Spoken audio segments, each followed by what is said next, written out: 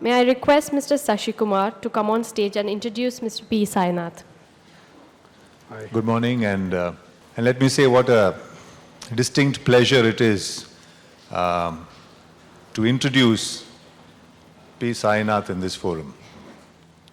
I think if I might, Sainath represents not just an aspect of journalism which is acutely in short supply, shall we say, in the Indian context, or missing in the Indian context. He is many things to many people. For the person who claims to be a professional journalist in the mainstream sense of the term, he sits uneasy on his conscience because many of us know that this is what we should be doing, but we don't. Or this is what we should really be doing, but we're not able to. All of you will remember, some of you, many of you were here yesterday, Rajdeep Sardesai yesterday made a brief allusion to Sainath and said unfortunately, he's the only one who does that kind of journalism. So plodding a lonely furrow. He is someone who points to the fact of how unrepresentative our journalism is in terms of the context, in terms of the society we live in. In fact, some of you may remember when Indira Gandhi was the Prime Minister, we had the famous time capsule, where the time capsule was buried with compilations from contemporary sources and historical sources. The thrust of it, the whole burden of it being to try and establish that the Nehru dynasty was the be-all and end-all of, shall we say, independent India.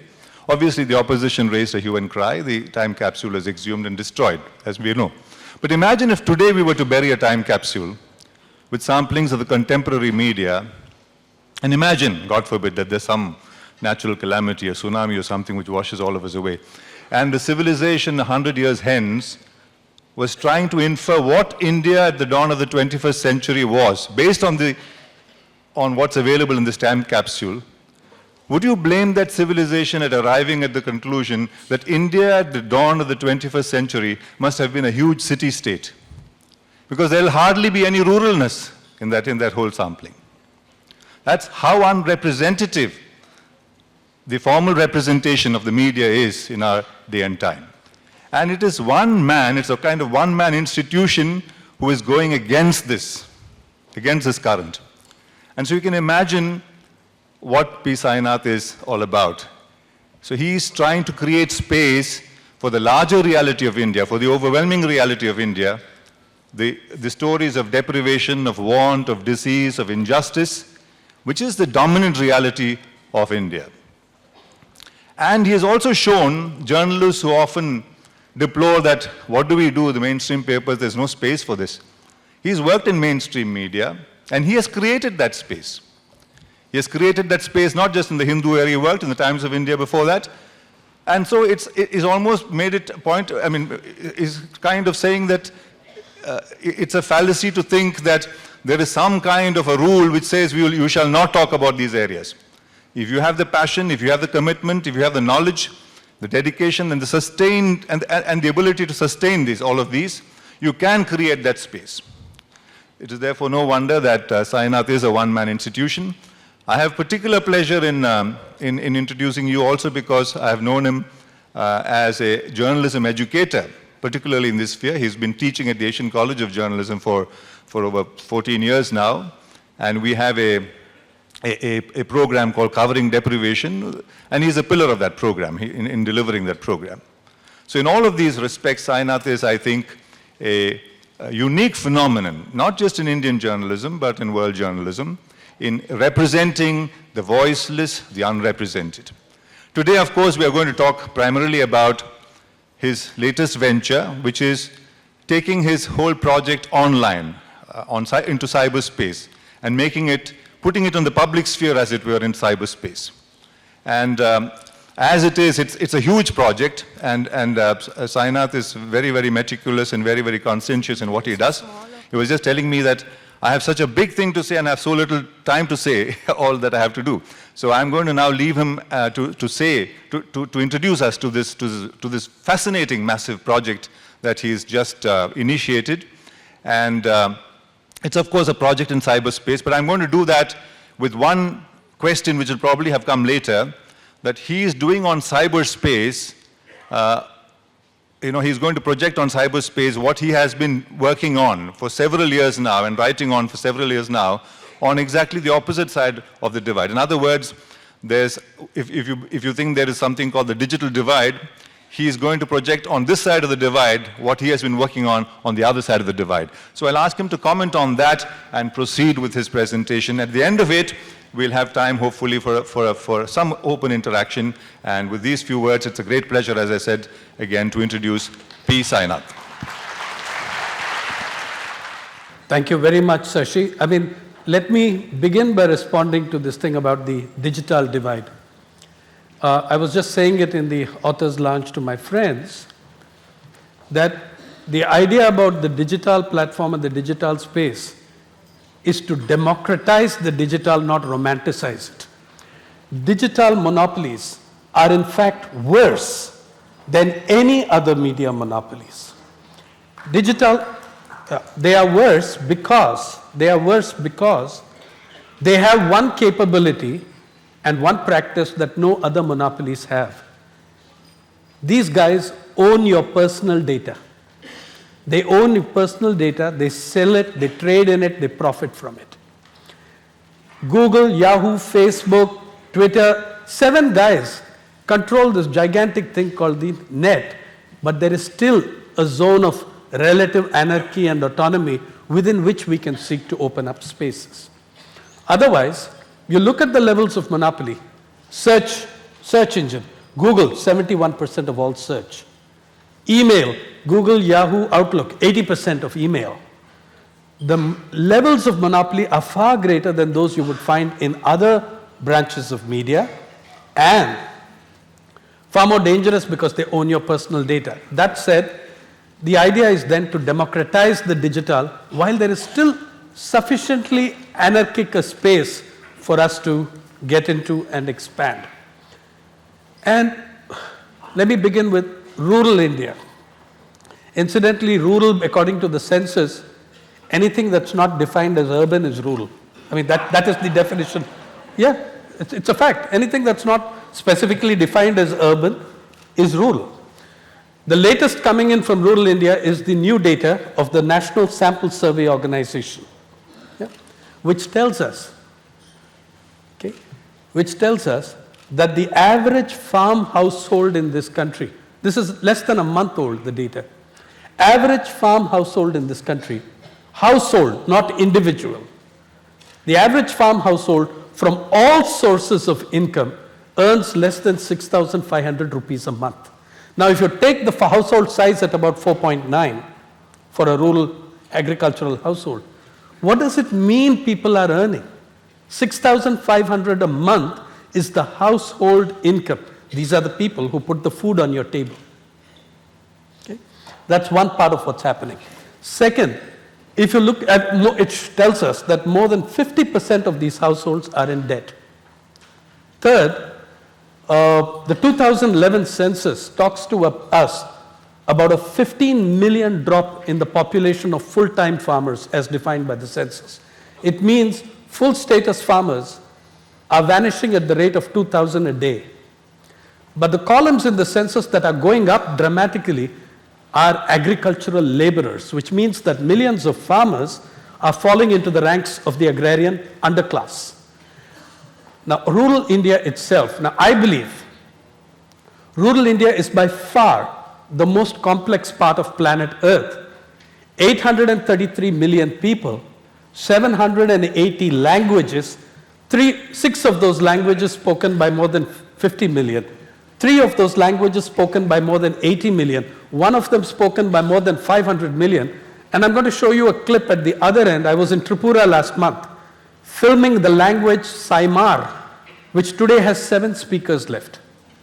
There are a fair number of Indian languages which have less than 200,000 speakers, unique, not associatable with the general families of language. Okay? So you have this incredible linguistic diversity. Indeed, the person who conducted the linguistic survey, Professor Ganesh Devi, When I rang to check with him before we put the figure 780, he said, we may have been slightly off on the figure. It could be 880. I said, how could you be off by about 100 languages, Ganeshji? And he gave me an answer which I believe you can only get in India. He said, what to do? We had only 3,000 researchers. But that's for 833 million people. It's not a huge number, right? Then you have a stunning occupational diversity. You have professions left in the country which do exist in other South Asian countries, but some which have remained either the major workforce or like the Khalasis of the Malabar, the only surviving professions in the world. Tamil Nadu has some of the more rare professions. 5 states have them in India, like say toddy tappers. How many of you think when we see that guy going up and down the tree, he services 50 trees 3 times a day, which means that he's climbing every day of his life about twice the height of the Empire State Building. Without nets, without safety nets, without ladders, without escalators, without ropes, he does 50 trees 3 times a day in season. To earn what? Now, there is this unbelievable creative diversity as well. If you look at, no other country has this many schools of weaving, of pottery, of art. However, rural India is also home to much that is barbaric, brutal, regressive, backward, much that should die. Alas, the process of transformation of the last 20 years has tended to undermine the beautiful, that which we should cherish. So the schools of pottery and weaving are going, and it tends to bolster the ugly and the barbaric. So the Haryana Khaps are doing very well, thank you. Okay? So that has been the nature of the transformation. It's tended to bolster the uglier side of things. It's also been a transformation that has seen in 19 years, according to the government of India, 300,000 farmers commit suicide. And we don't know whether these figures will be there from next year because we have decriminalized suicide. So we don't even know if these figures are going to be collected in coming years, as Professor Ramakumar of TISS points out. Right? Now, this gigantic continent within a subcontinent, as I call rural India, we try capturing in the People's Archive of Rural India, which I call Many Worlds, One Website. Okay? We are trying to capture every single language that is there spoken in this country. 780 or 880, how many ever, we are trying to capture that. When we show you a video film, you can choose the language in which you want to watch the subtitles, and that has been done by volunteers. The entire site is volunteer driven. It combines audio, thank you. It combines audio, video, still photo, text. We even have an online research library consisting of every report on rural India with 2 pages. This is very heavily directed at students and teachers, at learning and teaching, so that a student would know how to cite a report correctly. We give the entire 2-page focus and a summary and the main factoids of the report for you to decide what you want to do.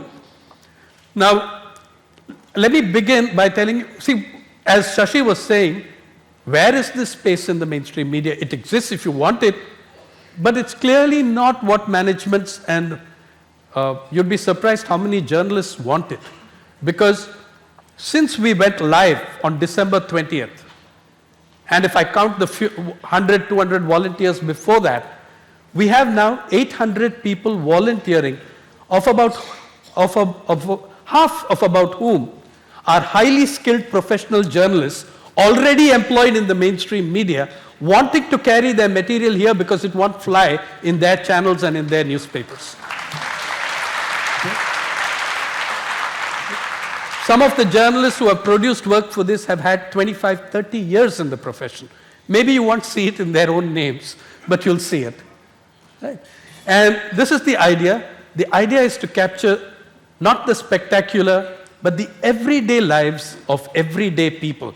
Today, you have websites, you can look at them on your phone, which will tell you precisely where your favorite celebrity is eating lunch today and what he or she has ordered for lunch. Right? But on 833 million people, you do not have a dedicated space. Where are those voices? That process of transformation that's taking place. The 2011 census also tells us about the biggest mass migrations recorded in any census in independent India. For the first time in your history, urban India added more people than rural India, arguing that the scale of migrations has been completely dramatic and much of it distress-driven if you correlate it to the 300,000 farm suicides. I'd like to begin by showing you something I landed at the Posco area where villagers, 2 villages which remind me of Asterix's village really, are holding out against all comers. And one of the people there, when we landed there, they thought we were the police and landed up at the edge of the village to confront us. There was no media, there was no press conference. A fisherman and a laborer. He's a fisherman because he can only fish 4 months. He's at the mouth of the river and the sea. His name is Purna Das. He's a poet and a singer. And what you're seeing recorded is entirely spontaneous, extempore, no music, no instruments, no accompaniment. But this is the poem and the song that Purna Das wrote, representing the people of that village, full of the idiom of local mythology. Can we have a look at that, and can we darken this light a bit?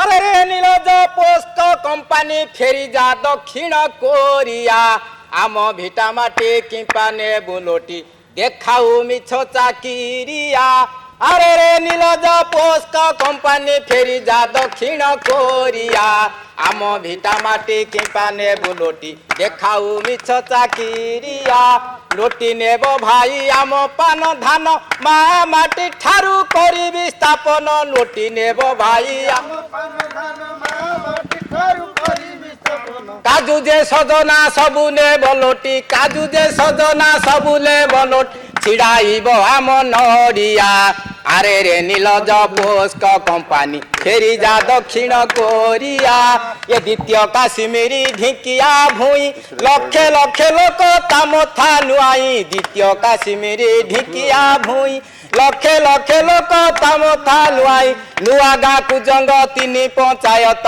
नुआ गाँ कुजंग 3 पंचायत बांधी चंती संगे मेलिया अरे रे Nilaj पोस्क company फेरी जा दक्षिण Korea रे जटा धार ठारे जेबे पोस्क हेबो एरसमावासी को भेड़ा बुड़ी जीव जटा धार ठारे जेबे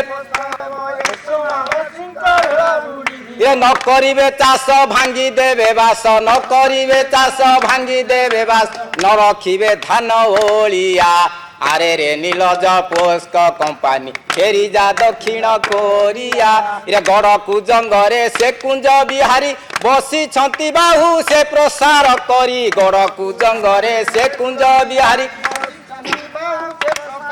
रे गदा धरी करे छंती महावीर गदा धरी करे छंती महावीर बाडई भांगिब फरिया अरे रे नीलज पोस्क कंपानी फेरी जा दक्षिण कोरिया ये दिने भाग्यर रथ उइब से रथे अभय रथी होइथिब दिने भाग्यर से रथ उइब से रथे अभय रथी होइथिब तार धनुर्बाणे पृथ्वी कंपिब तार धनुर्बाणे पृथ्वी कंपिब पोस्क हेब हाहाकारिया अरे रे नीलज पोस्क कंपानी फेरी जा दक्षिण Korea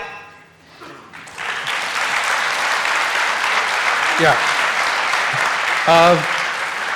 2 things. The film you've seen was shot by my colleague Purushottam Thakur, who I consider to be the finest journalist to come out of Odisha. However, our protocols are that the credit and rights of the film rest with Purna Das. The first credit of the film is Purna Das. The second credit is the village of Dinkia. The third credit is that of the filmmaker. Another thing that I want to tell you about, any one of you can contribute to this archive. It is open to anyone. It doesn't mean everything you do will go up. We do editorially intervene. We do curate. We will edit for content. We are not Wikipedia. A lot of very important decisions are democratically taken by me. Well, you don't spend 34 years in a profession to carry just about anything that people throw at you. So, yeah, it's very important that we will edit. We are unable to edit the amount of material we've gotten from people which they couldn't fly on their channels and their newspapers. But now I'm going to take you, since you listened to the Odia singer, that video was 2.5 minutes. We're taking you to a 30-second video. I walk into one of the most interesting places I have ever been into in my life. It's called Edamalakudi Panchayat on the border, in the Idukki Hills on the border of Tamil Nadu and Kerala, but it is in Kerala. An array of amazing things. One, at the crossroads of the wild elephant herds, where the wild elephant herds move, only Kerala, you run into a 73-year-old man running a library with 160 books. Yeah. And his name is Chinnathambi. Yeah? And I start bantering with him. It's Kerala, you banter.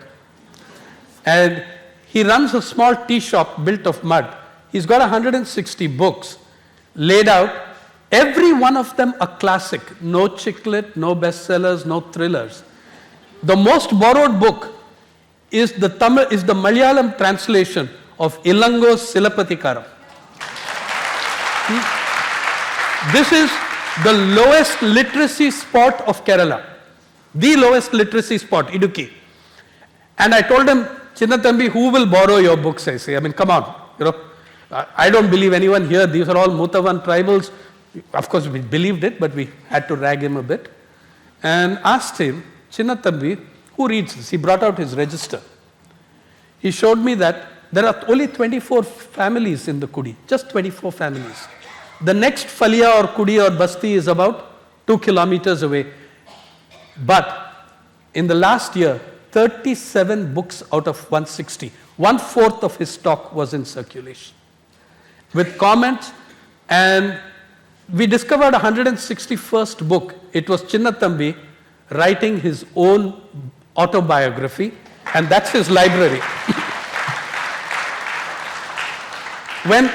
When we wrote about Chinnathambi, by the way, his book collection has gone up past 1,000. And 4 young men marched through the jungles of Idukki and gifted him a cupboard to keep the books. Okay? Rural India is full of these stunning things. It's also full of the ugly things which you saw in the earlier video, where people are being deprived of their land. And in fact, the Land Acquisition Act is right now being fiddled with to make it even easier to grab people's land. Right? Now, in the same village, in the same area of Chinnathambi, we walked into a school and asked the usual stupid questions that journalists ask in schools. What's your favorite subject? Now, in India, it's a very bad question, really, journalistically, because if one child says English or history and he doesn't get punished for it, all the other children will say the same thing. You know? It's the smart thing to do. You don't want to get punished. But they all said English. One said math, so we challenged him. He rattled off the tables 1 to 12, and he was halfway through a second round when we canned him. Then others said English. Every single child in that class said English. So I said, okay, show me some English. There was a small table with 5 girls seated separately near teacher, pretty obviously the intellectual elite of the class. And this was class 1 to 4. So I said, show me some English, and they sang me a song. Now I have to clarify, no potato is grown within 50 to 100 kilometers of the village. No potato is consumed in the village. No transactions in English take place anywhere in the panchayat, but this is the song they sang. Potato, potato, oh my dear potato, I like potato, you like potato, we like potato, potato, potato, potato, potato, I like potato, you like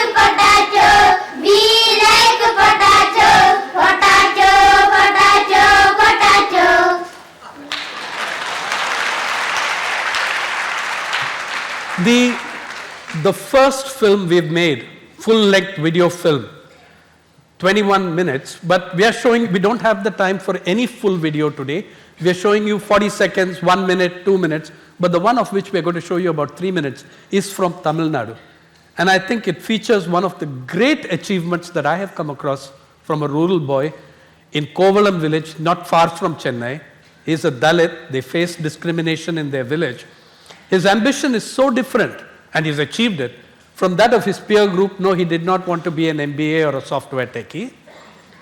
He decided to be a classical Bharatanatyam dancer and graduated from Kalakshetra with the first class in June. Before he got that qualification, he mastered 3 ancient folk dances, Tamil folk dances, one of which I believe finds mention in Sangam literature. Now, at age 21, he is the only person I know, the only male dancer I know of in the state, who is a master of both folk dance and classical. Can we look at it?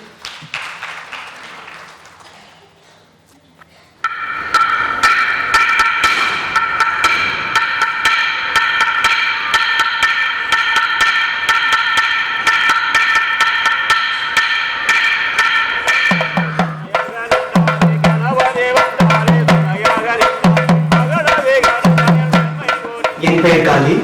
நான் ஒரு பாரம்பரிய நடன கலைஞர்.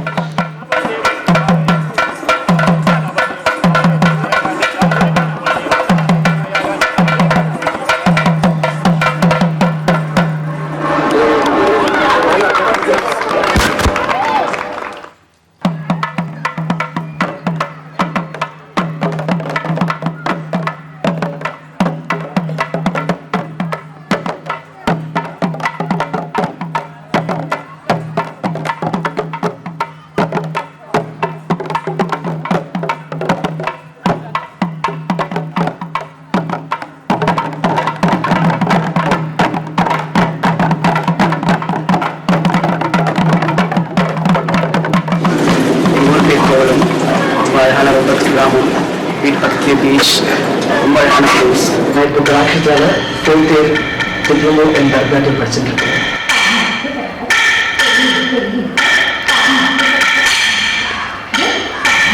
சின்ன வயசுல இருக்கும்போது ஒரு 6 மாதம் 7 மாதம் இருக்கும்போது அப்பா இருக்காங்க. அதனால பாட்டி வீட்டில் கொடுத்துட்டாங்க.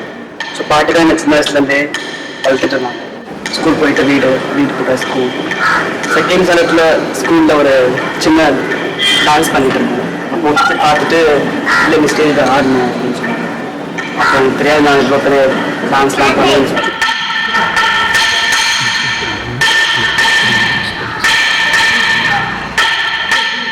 ஒன்னாவதுலேருந்து ஆடுவான். டான்ஸ் ஆகும். ஒன்னாவது 2வது 10வது 12வது வரைக்கும் அவங்க டான்ஸ்.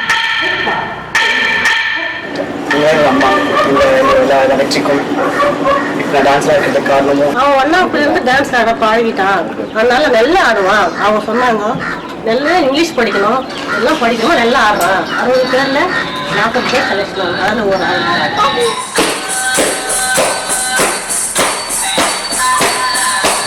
First day வந்துருந்தேன். நானும் அம்மாவும் வந்துருந்தோம்.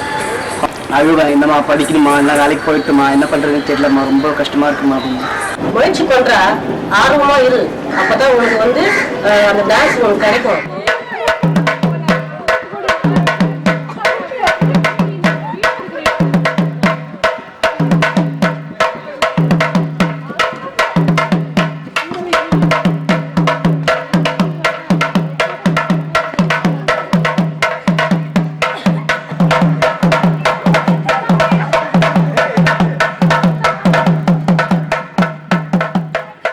ஸோ அந்த ஃபோர்க்லேருந்து நம்ம என்ன பண்ணலாம், அவனோட ஃபஸ்ட் இயர் ஸ்டூடெண்ட்ஸ்க்கு. பாடிங்கிற பையனும் என்கிட்ட அவன் பள்ளியில் படிக்கும்போது இங்கே வந்து வர போகிறோம்னா அவன் கலை மேலே ரொம்ப அவனுக்கு ஆர்வம். பள்ளியில் படிக்கும்போது ரொம்ப இன்ட்ரெஸ்டாக பண்ணுவான். அப்போ அவன் வந்து இங்கே படிச்சுட்டு இருக்கும்போது தான் 2வது அவன்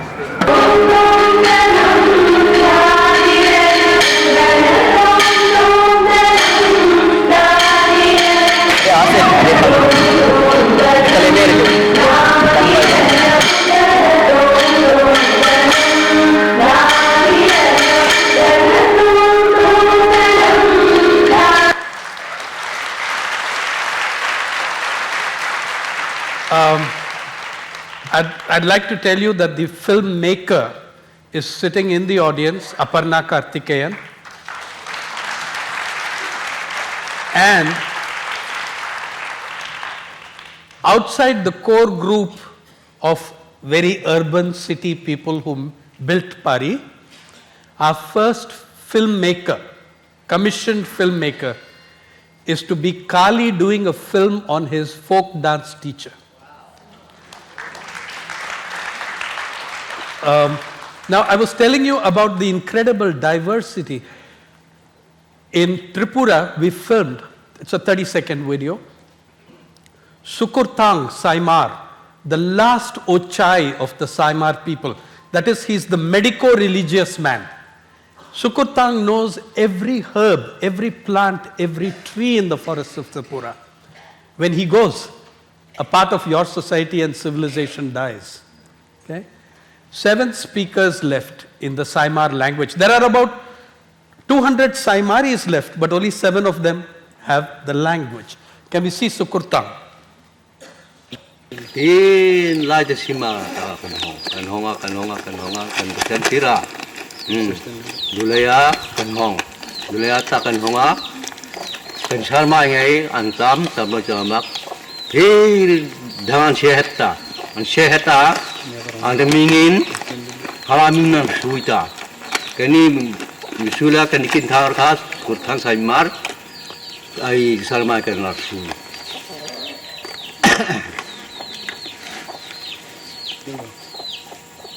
That's it. The translation of these tapes and his conversations with us across a day will come. I'm not going to have the time to show you the rituals that he performs as the Ochai. But one common thing across all medico-religious people across India that makes me marvel at their smartness. All the rituals, they work the consumption of liquor into the ritual. So someone else is paying for it. Okay? And that's what Sukurtang also does, whether it's the Disaris of Odisha or the Ochais of the Northeast, they work the consumption of wine and alcohol into the ritual. Now I'm going to show you something, a project we are on which everybody sitting here should contribute to. Over 22 years of working full-time in rural India, I've been struck by the facial diversity of this country. So we started capturing one male, one female, one adolescent or child from every one of 629 districts in this country. And you'd be astonished at the sheer diversity of people, communities, clans, groups, ethnic groups in this place called India. Can you go to K or S? Go to S, please, Namita. And none of this, by the way, would happen if Namita were not there to handle it. She is the managing editor of the People's Archive of Rural India. Can you hit the first one? The first one. Yeah. Now, this is from Shopian. All districts under S come under, starting with S, come under S. Look at the metadata on the side. That's what I require of you if you give me a photograph. His name, the village, the occupation, the district, the date of the photograph, the technology used, because 30 years from now people will want to know on what technology was this photograph recorded. Can you move to the next one? Go on. Also an Indian face. Ohame, hunter-gatherer from the Andamans. Go on. This is from Salem, Tamil Nadu, a fruit vendor, and believe it or not, the happiest haircut I've ever seen on the next photograph on a temple priest from Yerkod. Can you move? Yeah, he's the priest of the old Yerkod temple. Yeah, and go on. Just run through them, and you're seeing from very different corners of the country, extremely different faces.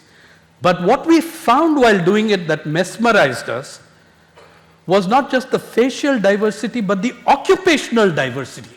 When we had 100 faces, we had about 300 occupations, because every poor person does 2-3 things to survive. Yeah. So the Faces project is something we are deep into, and 3 young men from Kerala, on their own initiative, age 21, 3 young men from Kerala on their own initiative, moved into have gone around the state on bus, shooting us 3 faces from every block in Kerala. One day we're going to have the richest database of what Indians look like, right? And that is part of this thing. We also have the only still photo archive of rural India with 8,000 black and white images. And I'm just going to give you a very small example of that toddy tapper. Can we have a look at him? That is Ratnapandi Nadar from Ramanathapuram. Can you just keep moving them so that we get an idea? Okay, no ropes, no ladders, no nothing. Look at the height of the trees. Go on. Now over there, he's cutting into the branch to release the sap. He's cutting at the neck to release the sap. At that moment, he's holding on with one hand 35 feet above the ground. Okay? And he'll fill in the pot. The pot will get filled in 4 hours. So he'll come back and replace the pot. He will do this 3 times a day for each tree for 50 trees. Now you do the math. Look at them. You do the math. By the time he's done, he's climbed 1.5 to 2 times the height of the Empire State Building. Another tiny video just now from Tripura. People protesting against the killing of the NREGS that the present government is doing. Kajal Deb Burma, belonging to the biggest tribe. We spoke to hundreds of women because 85% of Tripura's NREGS workers, rural employment workers, are women. And Kajal Deb Burma asks me this spectacular thing. She's speaking in a language called Kok Borok, and she's asking us, what is this Swachh Bharat when you're killing NREGS? And she says, if you're going to keep our stomachs empty, why the hell do you need toilets? Let's have Kajal Deb Burma.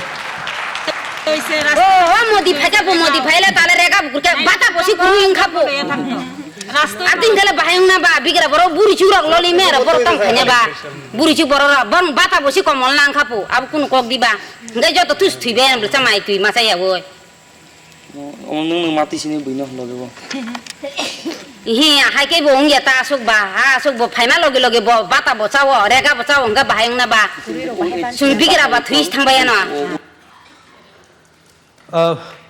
I'm going to show you another 1-minute clip from Tamil Nadu because our emphasis is when we cover potters, weavers, artists, but our emphasis is not so much on the final product. We show you the final product. Our emphasis is on the labor, the work of poor and ordinary people that goes into the production of those fine and beautiful things you have in your house. In Tamil Nadu, Aparna went out looking and found when we wanted a film on the Nadaswaram or Nagaswaram. Just 4 families are left in the Tanjavur region who still make it. The amount of labor that goes into making a Nagaswaram is stunning. Okay? And it has to be with wood that is more than 75 years old. Look at what they make. The makers, by the way, abuse the musicians like anything. And their abuse is the title of the film. It says, we make the music, they play it. Yeah.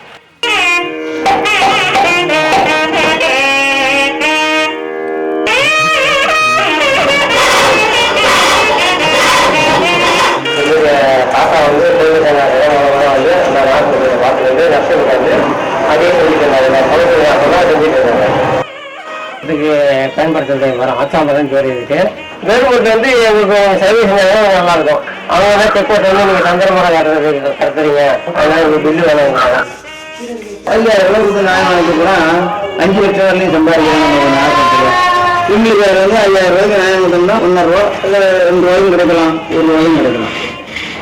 அதாவது நாசரம் வந்து வாசிக்கிறவங்களுக்கு தான் நம்ம வந்து 2000 ரூபாய் 2000 ரூபாய் வாங்குறாங்க. நான் செய்யற தொழிலுக்கு எனக்கு தேசிய விருதை கொடுக்கணும்.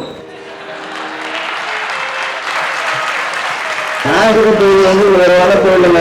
நாயசரக்காரங்க தான் பயன்படுத்திக்கிறாங்க, அரசியலை பயன்படுத்திக்கவே இல்லை. வெளியுள்ள வர பிரதேசங்கள் வந்து செஞ்சாங்கன்னா நல்லது. We have only shown you the videos, but there are a treasure trove of hundreds which will expand to thousands of articles in this thing. Before I show you the last video clip for which I have the time, I have 20 but we don't have the time. Two things. One is we have a growing online research library. Can you show that? Which I mentioned to you. It's called Resources. Anything that exists in soft copy goes up here with a 2-page summary. Yeah.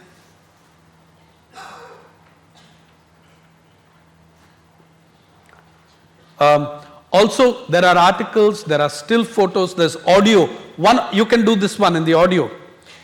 We are trying to record in every Indian language one proverb that people in the countryside use. So you're collecting both languages and wisdom. Imagine we have 780 proverbs from communities across the country. National Commission for Enterprises in the Unorganized Sector, they produced what I consider the most important report since the second Labour Commission. And you know what the government of India has done? They produced 11 reports, they've taken down the website. Because it angered the government so much that the first paragraph of the report, the first paragraph, headed by Arjun Sen Gupta, who had what they thought were all the correct credentials, IMF, World Bank, he would say what was the done thing. Unfortunately, people sometimes very often get very radical after retirement. And the first paragraph of the report says 836 million Indians exist on a daily expenditure of 20 rupees a day or less. And that's 2007. You can see a summary of the report, you can see the focus. We have given students a way of citing the report, plus we have given the main factoids of the report. We hope that this will become hundreds and thousands of reports in the coming years. You send it to us, we'll work on it, we'll carry that. And lastly, I want to show you one more video from Tamil Nadu. This was something that we haven't shown you the hard stuff yet, because it's still in the making. It's much more difficult to carry without endangering people. But I want to show you one thing that really lifted my mood. On the edge of Tamil Nadu, in Coimbatore and Kerala, on the edge, Anaikatti, I ran into a school which, by the way, conducted, they had their annual program on rice. I learned things about rice from the children of that school, who, by the way, cultivated 5 plots of rice. And the oldest child there is 13. The school has no prescribed textbooks. They teach on the basis of themes. The children learned so much about rice and had a huge hall filled. I did not know that the company Toyota means bountiful paddy field. I did not know that Honda meant rich paddy field, that Nakasone means Mr. Middle Route. But best of all, these kids aged between 10 and 12 held a debate which I leave you with. Compare it to the debates you see on television. The principal of the school is present. I'll ask her whether there are at least a couple of anchors I can think of. I think admission to the school is recommended for them. Look at the dignity with which they conduct their debate. And the debate is on such a complex topic and so sophisticatedly conducted. 10 to 12-year-old children discussing and debating GM crops. My first point is lack of vitamin A causes blindness in all over the world and it affects 50 million children. Vitamin A can be found in milk, butter, meat and yellow vegetables. Normal rice does not have very much of vitamin A. The most example of genetically modified rice is golden rice. Golden rice is called golden rice because it is in yellow color and it has more vitamin A. Golden rice also contains iron and zinc. Golden rice good for third world countries. Now the time for countering. There is no need of golden rice. Instead of that, we can drink milk and eat meat and green and yellow vegetables. Good morning everyone, my name is Sukanya. I am the first speaker of negative team. If we grow genetically modified crops, our traditional varieties of rice will be lost. Mostly our traditional varieties of rice have been lost. If we introduce genetically modified crops, our traditional varieties will be lost. But already our traditional varieties of rice has already been lost because we are using hybrids. So instead of using hybrids, we can use genetically modified crops, and it is also pest resistant. We are using hybrids, and for hybrids we are putting more pesticides. So we are eating a poisonous food. Without said that we have lost most of our traditional varieties because of hybrids.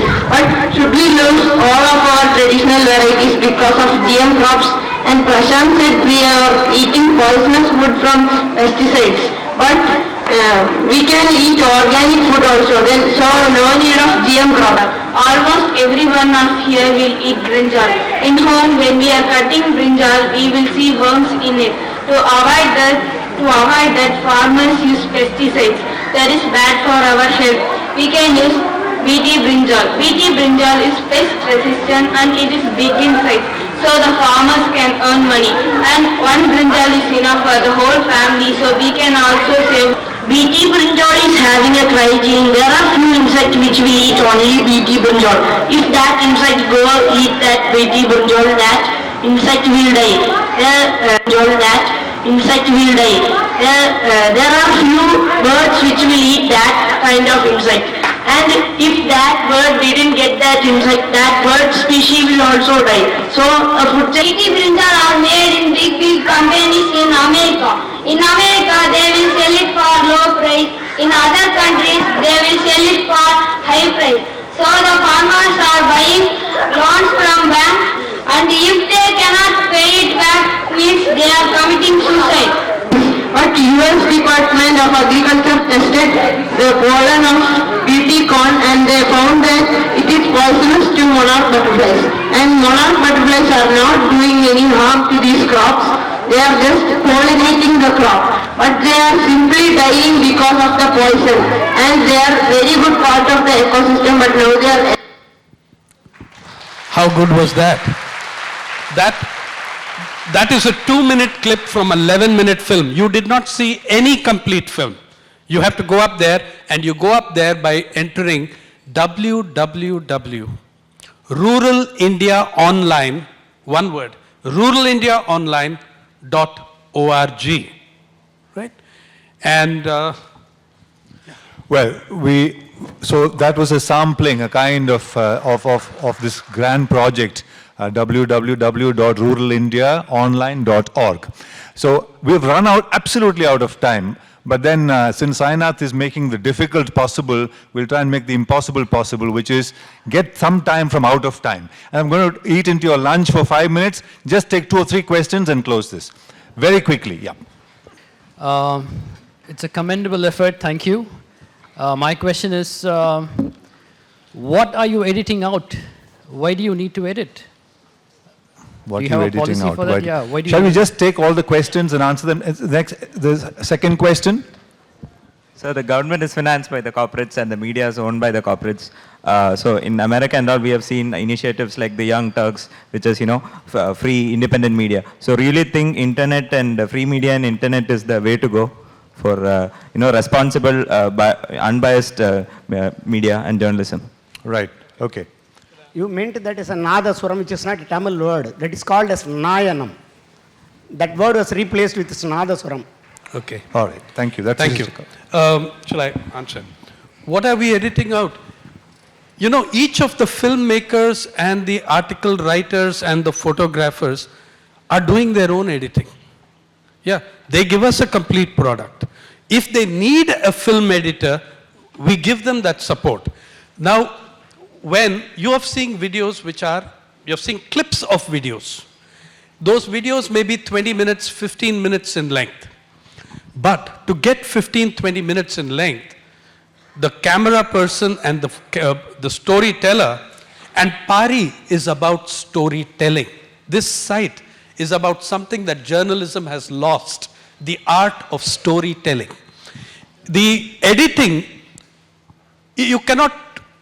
I cannot run a film for you of 6 hours because a person may have shot 6 hours. So we take out what we think is the important story in that. The filmmaker himself sits there and decides, or herself sits there. Very often we're all located in different places. So it's a collaborative effort. Second, on media, look, do not imagine that the media in America are free. They're far more monopolized and tied up than we are. We are locked into the American model of corporatization of the media. My position on the Indian media is very simple. The Indian media are politically free but imprisoned by profit. Right.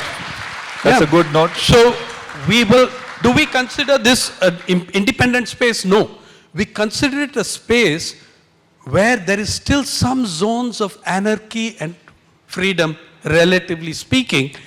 And if you look at it, in the last 10 years of journalism, the greatest shocks to media have come from two non-journalists called Julian Assange and Edward Snowden. Okay? So yes, I will seek to exploit that space. We will seek to exploit and expand that space considerably. And that's how we go about it. How much we succeed, by the way, depends on you. You can continue this interaction online with Sainath, as he just indicated, and I hope many of you will participate. I'm sorry, we're absolutely out of time. And what you need to do is go on to www.ruralindiaonline.org. Thank you very much for being such a wonderful audience. Thank you.